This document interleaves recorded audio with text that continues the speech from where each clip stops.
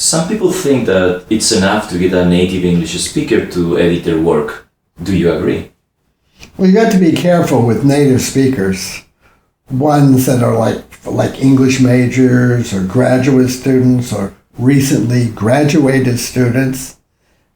Some don't have enough publishing experience, especially in the sciences and in medicine. What these native English-speaking editors give you is what I call grammatically correct nonsense. How can you say nonsense? Isn't that a little bit too harsh? Yeah, it probably sounds a little harsh, and yeah, it is. But here's how it goes. Many authors don't have the confidence in their English, and they think that the original paper has very good English, and so they're afraid to change it. So they copy and paste one sentence from one paper, which has one kind of logic, and then they copy another sentence from another paper, which may have a different kind of logic, and then they copy another sentence from another paper, and oops, still another logic. When you put that all together, what do you get? What I call grammatically correct nonsense. That's what you get. So the everyday native English speaker doesn't understand this and does not ask. But he does correct the grammar. And then after he corrects it, what does he give you too? Grammatically correct nonsense. And this slows down the journal's response, slows it way down. What do you mean by response? Why is the response important? What I mean by response is turnaround time. The time it takes for a journal to reject or accept with revisions the paper that you have sent them. The sooner they respond, the sooner you're published.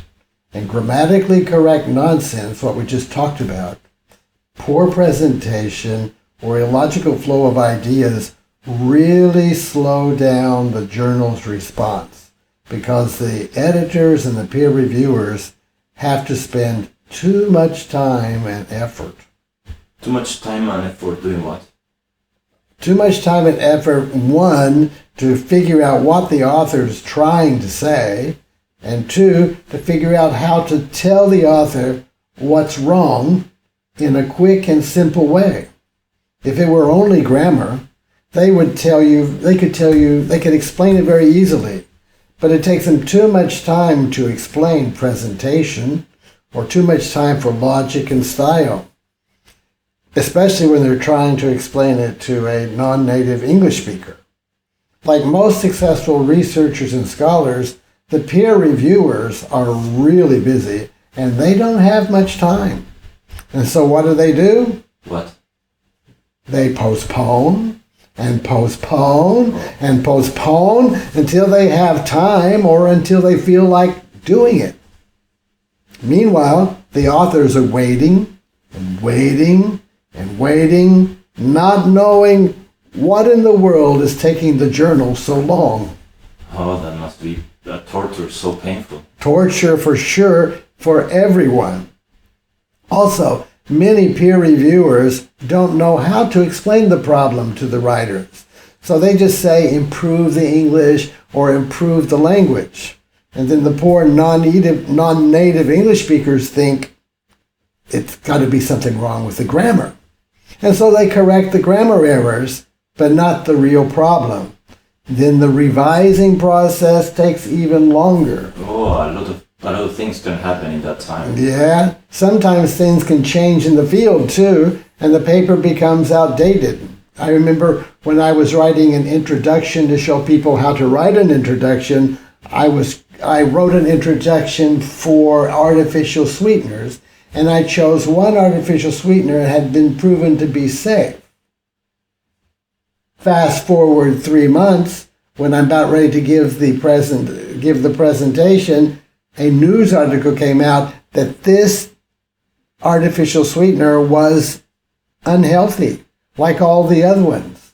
So if that had been a real paper, I would not have been able to do it. A paper had already come out disproving its disproving its effectiveness. And that's where time could kill you. James, can you tell us what journals really want? What they want are flawless methods. That means very good scientific methods. Important findings. Presented the way they're usually presented, nothing creative, and expressed, as Einstein said, as simply as possible, but not simpler. So what do?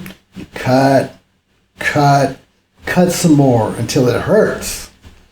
One famous writer, William Faulkner, he said, in writing, you must kill your darlings. What are darlings? Darlings are the things you love, that you've written before but are not really important to the manuscript. A good editor is usually much better at killing those darlings than the author. I imagine in all these years working, you have accumulated a big amount of data on what the journals are looking for. Have you done anything with all this information? Yes, I sure have. I've made records of a lot of things I learned editing papers over the last 30 years, and I've used these records to write conference papers. One paper I really liked was a paper about Taiwan writers' problems with writing the introductions to their papers. You know, I'm getting older, and I'd like to share this information with a lot more people. So I uploaded that talk, that conference paper, up onto my website. Anyone can go there and take a look at it. Mm. Have you taught a class on how to write papers before? Yeah, I've taught a lot of them. I taught at several universities in Taiwan, including Taida, Yangming University, and Kaohsiung Medical University, and in China at Beijing University, at the Department of Medicine even. In fact, I'm developing an online seminar right now. It's called Writing a Research Paper for Quick Journal Response. Oh, that sounds interesting, especially to people who are writing and wanting to publish their papers. What will it cover? It'll cover how to organize an introduction and how to glean information, take notes, and do a literature review. It'll teach how to write clear and graceful English sentences, including how to choose the best vocabulary for science, and how to write attractive titles and abstracts. Great, that sounds very practical. I will leave your contact information and the links to your website below for those interested. Well, thanks, James. This has been a very interesting interview. You're welcome. And to everyone listening, thank you very much and see you next time. Goodbye. See ya.